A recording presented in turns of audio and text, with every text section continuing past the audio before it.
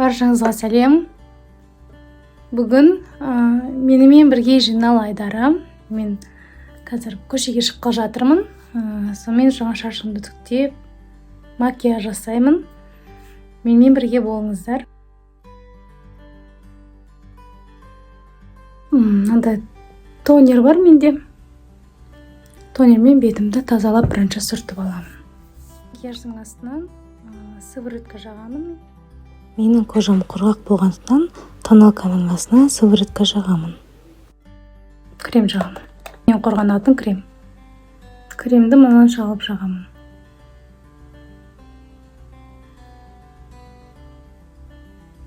Консилер менде Fit Me ағартатын зоналарға, ақ зоналарға жағамыз бірінші. Енді мынандай қоп-қоңыр тоналка бар. Соны жаңағы контур жасайтын жерлерге соны жағып шығамын.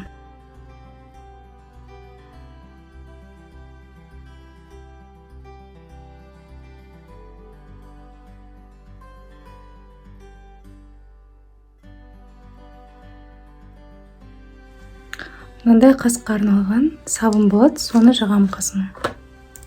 Бұл сабын қасты жоғары көтеріліп қойып объем береді.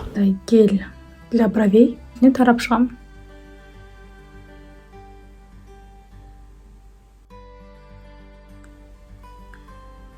Осыны астынан жаңағы аяқ жағына ғана жағып шығамын бүйтіп.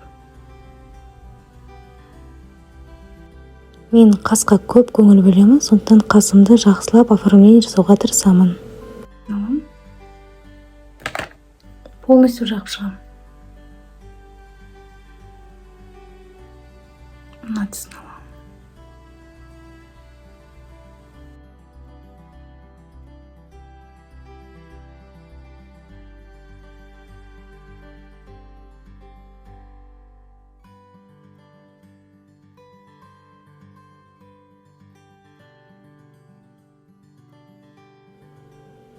Кірпіктің арасын жақсылап бояп шығамыз.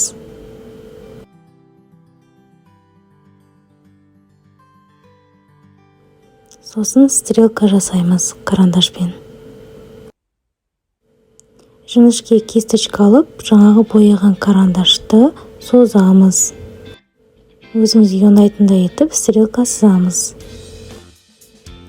Осы помадка бізге мокрый эффект береді. Бұны ерінге жақсаңыздар да болады.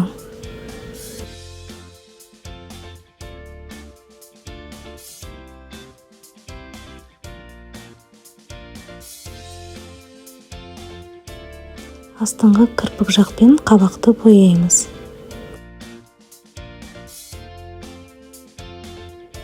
Жаңа жұқалау жаққандықтан контурыңым сіңіп кетті.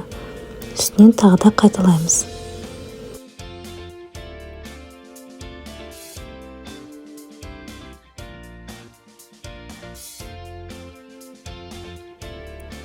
Енді құрғақ контуринг жасап шығамыз.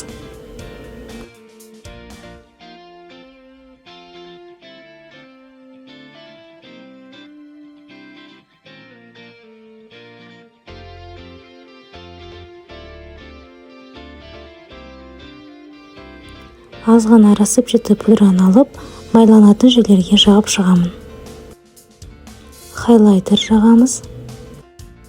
Ерніме барынша табиғи түс беру үшін бірінші болса қолыма жағып аламын, сосын саусақтың көмегімен осылай жағып шығамын. Результат. Видео ұнаса лайк басып, қолдап қойыңыздар. Енді қалаға шықтық. Осылай жаяу жүріп, Мега жаққа барамыз. Мега парк.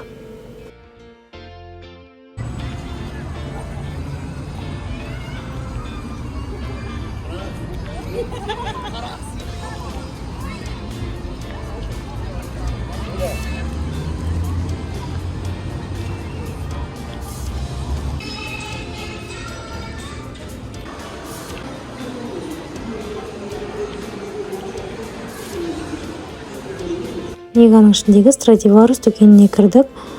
Қазір киім алып сіздерге көрсетемін. Бүгін мен өзім үйден осындай киім киіп шықтым.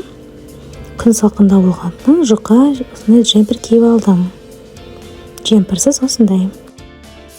Сіздердің ойларыңызша қай киім больше жарасты, соны жаза отырыңыздар пікірге. Негізі маған осы шортик ұнаған, бірақ жолдасыма көрсеткенде қара шортик ұнады деп мен сол қара шортикті алған болатынмын. Арасында осындай билер болып тұрады. Мен өзіме киім таңдағанда, ол киімді мен барлық жаққа киетіндей етіп таңдаймын. Түнгі 9:30-10 болып қалды. Мен тамақтанғым келіп кетті. Содан қазір баханди бургер аламыз.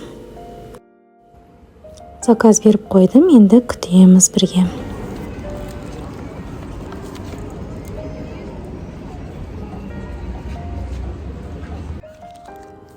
Маған ас болсын, дайын болды. Тамағымды ішіп алып, қайтадан жолға шығамыз үйге қарай.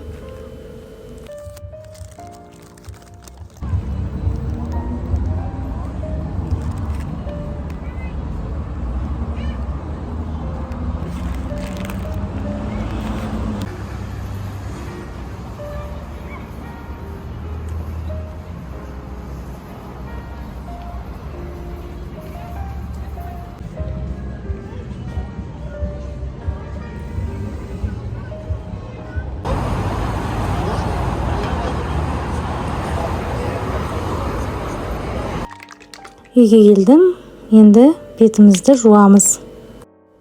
Осындай гидрофильный масломен бетіңізді жуған тез әрі оңай, тез жібітеді, барлығын кетіреді.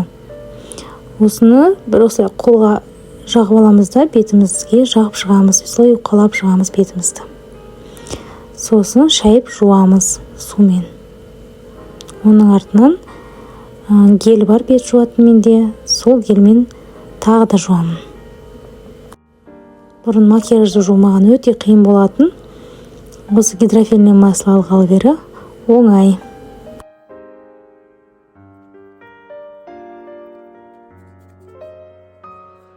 Бірінші тонермен бетім жудым, тазаладым. Енді тонермен сүртіп аламын. Негізі тонерді мен жақпайды көрдім.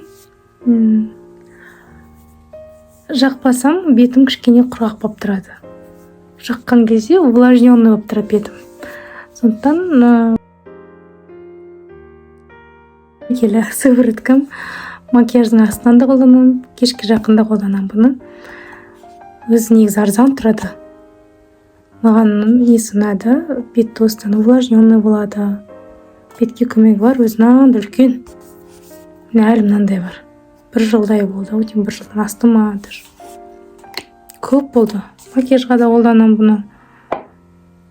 Бірақ бұны күнде кеш жағын қолданбаймын, өйткені мен бетіме. Бұл аптасына 2-3 рет қана қолданылады.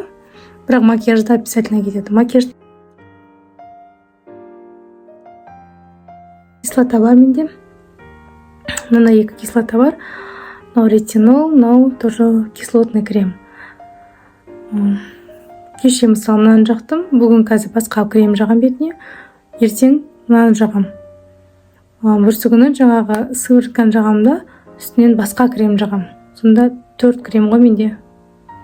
4 кремді араластырып отырам. Мына күні мысалы жалпы не рекомендую. Онша емес. Мүмкін басқа адамдарға әсер еткен шығар, бірақ менде ондай ешнәрсе болмады.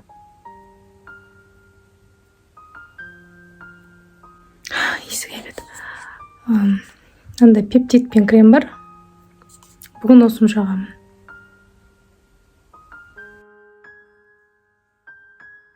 Осымен видеомыз аяқталды. Көріскенше күн жақсы болсын.